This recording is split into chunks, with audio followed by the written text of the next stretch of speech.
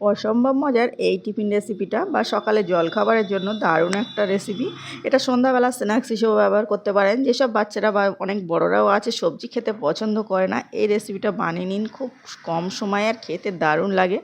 সকলে প্রশংসা করবে, বেশি করে খাবে। আর বানানো খুবই সহজ, ঘরের থাকা কয়েকটা উপকরণ দিয়েই কিন্তু ঝটপট বানিয়ে নিতে পারবেন। প্রথমে একটা কড়াই বসিয়ে নিলাম আর তারপরে দিয়ে নিচ্ছি 2 কাপ পরিমাণ জল আর 1 টেবিল চামচ লবণটা দিয়ে ফুটিয়ে নিয়েছি। টকবক করে ফুটে উঠেছে। তারপর 2 বাটি আটা দিয়ে ভালো করে নেড়ে নিচ্ছি। এই নাড়তে থাকবো আর গ্যাসটা এখন কিন্তু অফ করে দিয়েছি। আগে থেকে ঢাকা চাপা দিয়ে রেখে দিলে কিন্তু আটাটার দলা পেকে যাবে। কোনো দিনও ঢাকা চাপা দিয়ে রাখা যাবে না। এভাবে নেড়ে চেড়ে নিয়ে তারপরে ঢাকা চাপা দিয়ে রেখে দিতে হবে। এই তো ভালোভাবে আমার মেশানো হয়ে গেছে। এখন ঢাকা চাপা দিয়ে রেখে দিচ্ছি। একটা কড়াই বসিয়ে দিয়েছি, অল্প একটু তেল দিয়ে নিলাম আর সামান্য একটু পেঁয়াজ কুচি দিয়ে নিচ্ছি। পেঁয়াজটা চাইলে বাড়িয়ে বা নিতে পারেন, না দিলেও কোনো সমস্যা নেই। তারপরে দিয়ে নিলাম আদা রসুন পেস্ট, 1/2 টেবিল চামচের মতো দিয়ে নিচ্ছি। আর দিয়ে এটাও ভালোভাবে নাড়িয়ে চাড়িয়ে নিচ্ছি। আদা রসুনটা একটু লাল করে নিতে হবে। তো লাল করে নেওয়া হয়ে গেছে। শীতকালে আমাদের ঘরে কত রকম সবজি থাকে, অনেকের সময় হয় ছোটরা খেতে চায় না। তো আমি প্রথমে এখানে একটা বাঁধাকপি 4 ভাগের 1 ভাগ কুচিয়ে নিয়েছি, 2 বাটি পরিমাণ।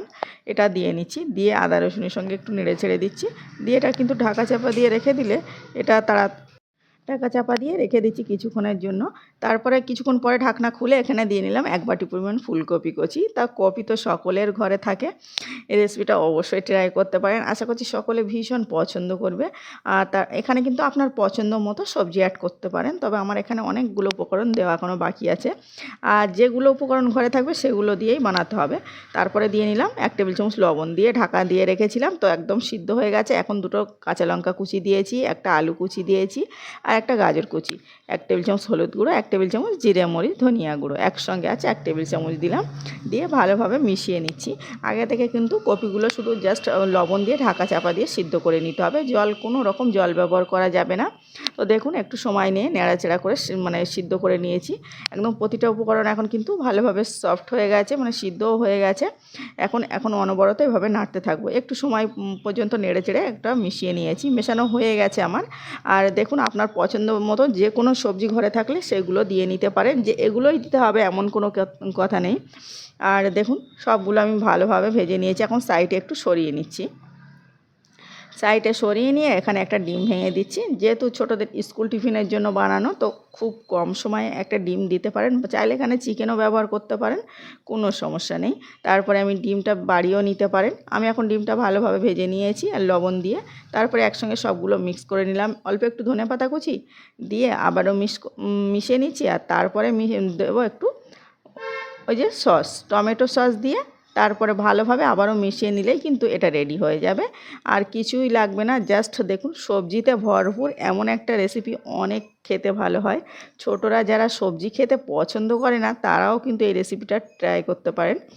দেখুন তারপরে আমি যে ডোটা ঢাকা চাপা দিয়ে রেখেছিলাম, এটা একটু সময় নিয়ে এভাবে ডলে ডলে মেখে নিয়েছি। মেখে নেওয়ার পরে একটা সফট ডো হয়ে গেছে।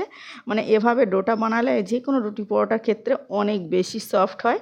তারপরে আমি একটু লেচি তুলে নিয়ে ছোট ছোট করে লেচি কেটে নিচ্ছি, যেমন রুটি পরোটা হয় তার থেকে একটু ছোট সাইজের করে। আর দেখুন যতগুলো বানাবেন কিন্তু এই যা পুর বানিয়েছি এতে অনেকগুলো তৈরি হবে। বাচ্চাদের স্কুল টিফিনে দিয়েও, সকালে জলখাবারে বলুন, আবার সন্ধ্যাবেলা বানালে সন্ধ্যাবেলা স্ন্যাক্স হিসেবেও অসম্ভব মজার হবে। আর তারপরে এভাবে একটু মোটা সাইজের করে রুটি বানিয়ে নিয়েছি লুচির মতো করে।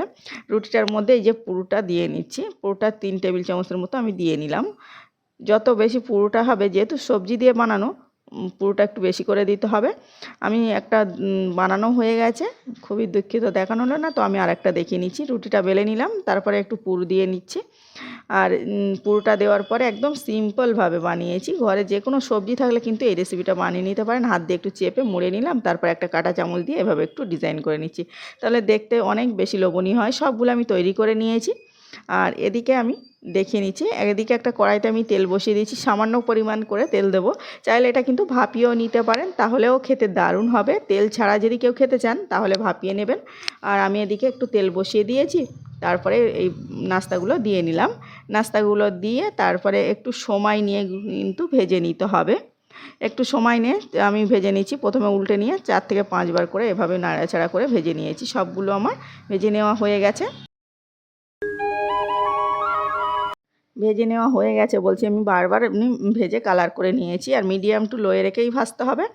একদম প্রথম থেকে হাই হিটে দিলে ও ভালোভাবে সিদ্ধ হবে না বা ভাজা হবে না। ভিতরের পুরটা তো রেডিই আছে, তো আমি এমন কালার করে তুলে নিয়েছি। বাকিগুলো সেম প্রসেসে দিয়ে ভাজা হয়ে গেছে। ট্রাই করে নিতে পারেন একবার হলেও।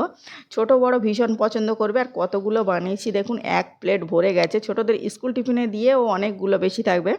আর এটা খেতে অসম্ভব মজার। চাইলে সস দিয়ে পরিবেশন করতে পারেন বা শুধু এটা সবজির সঙ্গে, মানে কি বলবো, এটা খেতে এত টেস্টি হয়েছিল। আপনাদের অনুরোধ করবো একবার হলেও ট্রাই করতে পারেন। আর আমার রেসিপিটা কেমন হয়েছে অবশ্যই বলতে ভুলবেন না।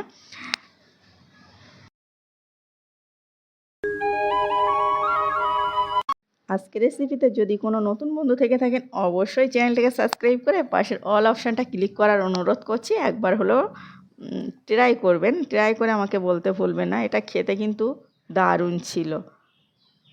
আর ছোটদের মুখে ভীষণ প্রশংসা পাবেন। স্কুলে নিয়ে গেলে বাড়ি এসে এত প্রশংসা করবে বলার নেই।